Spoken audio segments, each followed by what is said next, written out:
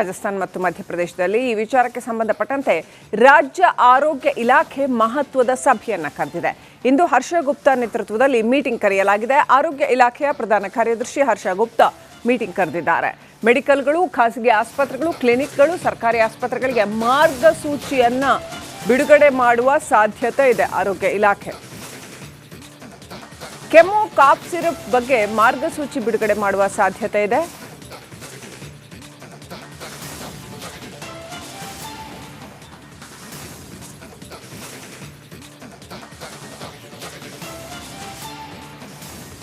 ರಾಜಸ್ಥಾನ ಮಧ್ಯಪ್ರದೇಶದಲ್ಲಿ ಸುಮಾರು 16 ಮಕ್ಕಳು ಕಾಫ್ ಸಿರಪ್ ಸೇವಿಸಿ ಮೃತಪಟ್ಟಿರುವ ಪ್ರಕರಣಕ್ಕೆ ಸಂಬಂಧಪಟ್ಟಂತೆ ಇದೀಗ ರಾಜ್ಯ ಆರೋಗ್ಯ ಇಲಾಖೆ ಮೀಟಿಂಗ್ ಕರೆದಿದೆ. ಆರೋಗ್ಯ ಇಲಾಖೆಯ ಮುಖ್ಯ ಕಾರ್ಯದರ್ಶಿ, ಪ್ರಧಾನ ಕಾರ್ಯದರ್ಶಿ ಮೀಟಿಂಗ್ ಕರೆದಿದ್ದಾರೆ.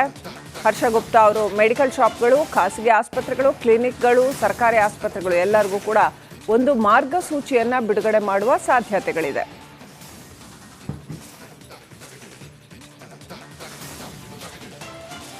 ತಮಿಳುನಾಡು ಮೂಲದ ಆ ಒಂದು ಕಾಫ್ ಸಿರಪ್ ಕಂಪನಿ ಏನಿದೆ ಅದನ್ನು ಈಗ ಅದರ ಮಾಲೀಕರನ್ನು ಬಂಧಿಸಲಾಗಿದೆ.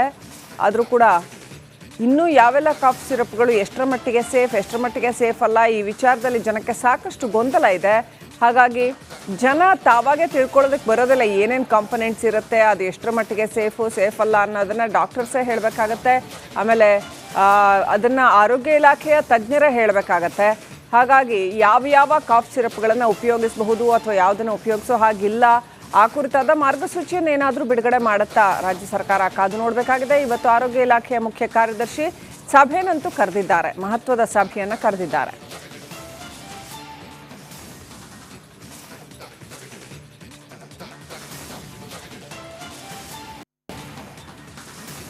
ರಾಜಸ್ಥಾನ ಮತ್ತು ಮಧ್ಯಪ್ರದೇಶದಲ್ಲಿ ಈ ವಿಚಾರಕ್ಕೆ ಸಂಬಂಧಪಟ್ಟಂತೆ ರಾಜ್ಯ ಆರೋಗ್ಯ ಇಲಾಖೆ ಮಹತ್ವದ ಸಭೆಯನ್ನು ಕರೆದಿದೆ.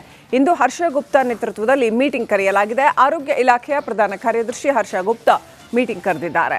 ಮೆಡಿಕಲ್ಗಳು, ಖಾಸಗಿ ಆಸ್ಪತ್ರೆಗಳು, ಕ್ಲಿನಿಕ್ಗಳು, ಸರ್ಕಾರಿ ಆಸ್ಪತ್ರೆಗಳಿಗೆ ಮಾರ್ಗಸೂಚಿಯನ್ನ ಬಿಡುಗಡೆ ಮಾಡುವ ಸಾಧ್ಯತೆ ಇದೆ. ಆರೋಗ್ಯ ಇಲಾಖೆ ಕೆಮ್ಮು, ಕಾಫ್ ಸಿರಪ್ ಬಗ್ಗೆ ಮಾರ್ಗಸೂಚಿ ಬಿಡುಗಡೆ ಮಾಡುವ ಸಾಧ್ಯತೆ ಇದೆ.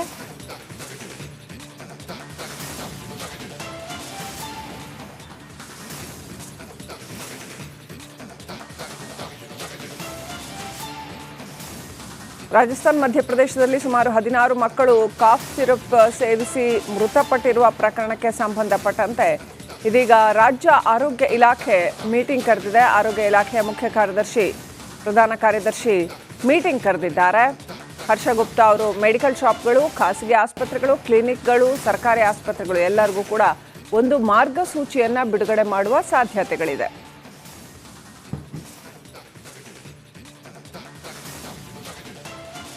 ತಮಿಳುನಾಡು ಮೂಲದ ಆ ಒಂದು ಕಾಫ್ ಸಿರಪ್ ಕಂಪನಿ ಏನಿದೆ ಅದನ್ನು ಈಗ ಅದರ ಮಾಲೀಕರನ್ನು ಬಂಧಿಸಲಾಗಿದೆ. ಆದರೂ ಕೂಡ ಇನ್ನೂ ಯಾವೆಲ್ಲ ಕಾಫ್ ಸಿರಪ್ಗಳು ಎಷ್ಟರ ಮಟ್ಟಿಗೆ ಸೇಫ್ ಅಲ್ಲ, ಈ ವಿಚಾರದಲ್ಲಿ ಜನಕ್ಕೆ ಸಾಕಷ್ಟು ಗೊಂದಲ ಇದೆ. ಹಾಗಾಗಿ ಜನ ತಾವಾಗೇ ತಿಳ್ಕೊಳ್ಳೋದಕ್ಕೆ ಬರೋದಿಲ್ಲ ಏನೇನು ಕಾಂಪೊನೆಂಟ್ಸ್ ಇರುತ್ತೆ, ಅದು ಎಷ್ಟರ ಮಟ್ಟಿಗೆ ಸೇಫ್ ಅಲ್ಲ ಅನ್ನೋದನ್ನು ಡಾಕ್ಟರ್ಸೇ ಹೇಳಬೇಕಾಗತ್ತೆ. ಆಮೇಲೆ ಅದನ್ನು ಆರೋಗ್ಯ ಇಲಾಖೆಯ ತಜ್ಞರೇ ಹೇಳಬೇಕಾಗತ್ತೆ. ಹಾಗಾಗಿ ಯಾವ ಕಾಫ್ ಸಿರಪ್ಗಳನ್ನು ಉಪಯೋಗಿಸಬಹುದು ಅಥವಾ ಯಾವುದನ್ನು ಉಪಯೋಗಿಸೋ ಹಾಗಿಲ್ಲ, ಆ ಕುರಿತಾದ ಮಾರ್ಗಸೂಚಿಯನ್ನು ಏನಾದರೂ ಬಿಡುಗಡೆ ಮಾಡುತ್ತಾ ರಾಜ್ಯ ಸರ್ಕಾರ ಕಾದು ನೋಡಬೇಕಾಗಿದೆ. ಇವತ್ತು ಆರೋಗ್ಯ ಇಲಾಖೆಯ ಮುಖ್ಯ ಕಾರ್ಯದರ್ಶಿ ಸಭೆಯನ್ನಂತೂ ಕರೆದಿದ್ದಾರೆ, ಮಹತ್ವದ ಸಭೆಯನ್ನು ಕರೆದಿದ್ದಾರೆ.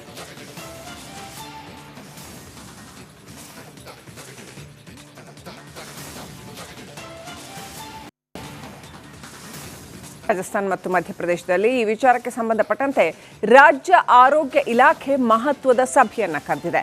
ಇಂದು ಹರ್ಷ ಗುಪ್ತಾ ನೇತೃತ್ವದಲ್ಲಿ ಮೀಟಿಂಗ್ ಕರೆಯಲಾಗಿದೆ. ಆರೋಗ್ಯ ಇಲಾಖೆಯ ಪ್ರಧಾನ ಕಾರ್ಯದರ್ಶಿ ಹರ್ಷ ಗುಪ್ತಾ ಮೀಟಿಂಗ್ ಕರೆದಿದ್ದಾರೆ. ಮೆಡಿಕಲ್ಗಳು, ಖಾಸಗಿ ಆಸ್ಪತ್ರೆಗಳು, ಕ್ಲಿನಿಕ್ಗಳು, ಸರ್ಕಾರಿ ಆಸ್ಪತ್ರೆಗಳಿಗೆ ಮಾರ್ಗಸೂಚಿಯನ್ನ ಬಿಡುಗಡೆ ಮಾಡುವ ಸಾಧ್ಯತೆ ಇದೆ. ಆರೋಗ್ಯ ಇಲಾಖೆ ಕೆಮ್ಮು, ಕಾಫ್ ಸಿರಪ್ ಬಗ್ಗೆ ಮಾರ್ಗಸೂಚಿ ಬಿಡುಗಡೆ ಮಾಡುವ ಸಾಧ್ಯತೆ ಇದೆ.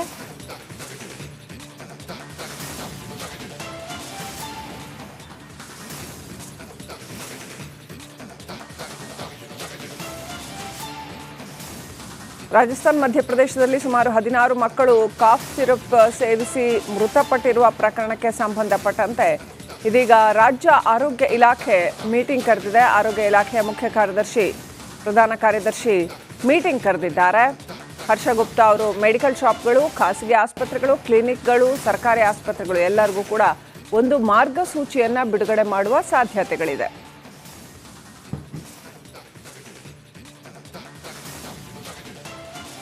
ತಮಿಳುನಾಡು ಮೂಲದ ಆ ಒಂದು ಕಾಫ್ ಸಿರಪ್ ಕಂಪನಿ ಏನಿದೆ ಅದನ್ನು ಈಗ ಅದರ ಮಾಲೀಕರನ್ನು ಬಂಧಿಸಲಾಗಿದೆ. ಆದರೂ ಕೂಡ ಇನ್ನೂ ಯಾವೆಲ್ಲ ಕಾಫ್ ಸಿರಪ್ಗಳು ಎಷ್ಟರ ಮಟ್ಟಿಗೆ ಸೇಫ್, ಎಷ್ಟರ ಮಟ್ಟಿಗೆ ಸೇಫ್ ಅಲ್ಲ, ಈ ವಿಚಾರದಲ್ಲಿ ಜನಕ್ಕೆ ಸಾಕಷ್ಟು ಗೊಂದಲ ಇದೆ. ಹಾಗಾಗಿ ಜನ ತಾವಾಗೇ ತಿಳ್ಕೊಳ್ಳೋದಕ್ಕೆ ಬರೋದಿಲ್ಲ ಏನೇನು ಕಾಂಪೊನೆಂಟ್ಸ್ ಇರುತ್ತೆ, ಅದು ಎಷ್ಟರ ಮಟ್ಟಿಗೆ ಸೇಫ್ ಅಲ್ಲ ಅನ್ನೋದನ್ನು ಡಾಕ್ಟರ್ಸೇ ಹೇಳಬೇಕಾಗತ್ತೆ. ಆಮೇಲೆ ಅದನ್ನು ಆರೋಗ್ಯ ಇಲಾಖೆಯ ತಜ್ಞರೇ ಹೇಳಬೇಕಾಗತ್ತೆ. ಹಾಗಾಗಿ ಯಾವ ಕಾಫ್ ಸಿರಪ್ಗಳನ್ನು ಉಪಯೋಗಿಸಬಹುದು ಅಥವಾ ಯಾವುದನ್ನು ಉಪಯೋಗಿಸೋ ಹಾಗಿಲ್ಲ, ಆ ಕುರಿತಾದ ಮಾರ್ಗಸೂಚಿಯನ್ನು ಏನಾದರೂ ಬಿಡುಗಡೆ ಮಾಡುತ್ತಾ ರಾಜ್ಯ ಸರ್ಕಾರ ಕಾದು ನೋಡಬೇಕಾಗಿದೆ. ಇವತ್ತು ಆರೋಗ್ಯ ಇಲಾಖೆಯ ಮುಖ್ಯ ಕಾರ್ಯದರ್ಶಿ ಸಭೆನಂತೂ ಕರೆದಿದ್ದಾರೆ, ಮಹತ್ವದ ಸಭೆಯನ್ನು ಕರೆದಿದ್ದಾರೆ.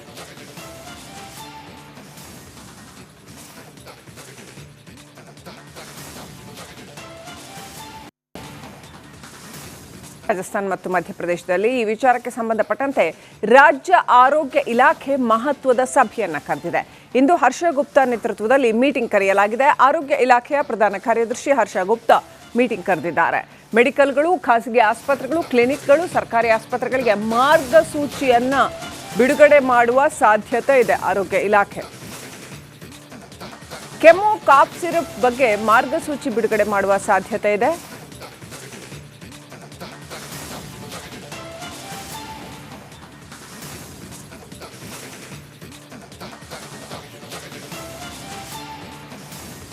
ರಾಜಸ್ಥಾನ ಮಧ್ಯಪ್ರದೇಶದಲ್ಲಿ ಸುಮಾರು 16 ಮಕ್ಕಳು ಕಾಫ್ ಸಿರಪ್ ಸೇವಿಸಿ ಮೃತಪಟ್ಟಿರುವ ಪ್ರಕರಣಕ್ಕೆ ಸಂಬಂಧಪಟ್ಟಂತೆ ಇದೀಗ ರಾಜ್ಯ ಆರೋಗ್ಯ ಇಲಾಖೆ ಮೀಟಿಂಗ್ ಕರೆದಿದೆ. ಆರೋಗ್ಯ ಇಲಾಖೆಯ ಮುಖ್ಯ ಕಾರ್ಯದರ್ಶಿ, ಪ್ರಧಾನ ಕಾರ್ಯದರ್ಶಿ ಮೀಟಿಂಗ್ ಕರೆದಿದ್ದಾರೆ.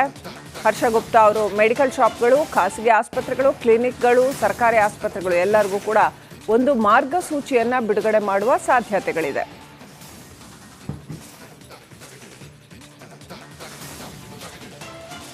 ತಮಿಳುನಾಡು ಮೂಲದ ಆ ಒಂದು ಕಾಫ್ ಸಿರಪ್ ಕಂಪನಿ ಏನಿದೆ ಅದನ್ನು ಈಗ ಅದರ ಮಾಲೀಕರನ್ನು ಬಂಧಿಸಲಾಗಿದೆ. ಆದರೂ ಕೂಡ ಇನ್ನೂ ಯಾವೆಲ್ಲ ಕಾಫ್ ಸಿರಪ್ಗಳು ಎಷ್ಟರ ಮಟ್ಟಿಗೆ ಸೇಫ್ ಅಲ್ಲ, ಈ ವಿಚಾರದಲ್ಲಿ ಜನಕ್ಕೆ ಸಾಕಷ್ಟು ಗೊಂದಲ ಇದೆ. ಹಾಗಾಗಿ ಜನ ತಾವಾಗೇ ತಿಳ್ಕೊಳ್ಳೋದಕ್ಕೆ ಬರೋದಿಲ್ಲ ಏನೇನು ಕಾಂಪೊನೆಂಟ್ಸ್ ಇರುತ್ತೆ, ಅದು ಎಷ್ಟರ ಮಟ್ಟಿಗೆ ಸೇಫ್ ಅಲ್ಲ ಅನ್ನೋದನ್ನು ಡಾಕ್ಟರ್ಸೇ ಹೇಳಬೇಕಾಗತ್ತೆ. ಆಮೇಲೆ ಅದನ್ನು ಆರೋಗ್ಯ ಇಲಾಖೆಯ ತಜ್ಞರೇ ಹೇಳಬೇಕಾಗತ್ತೆ.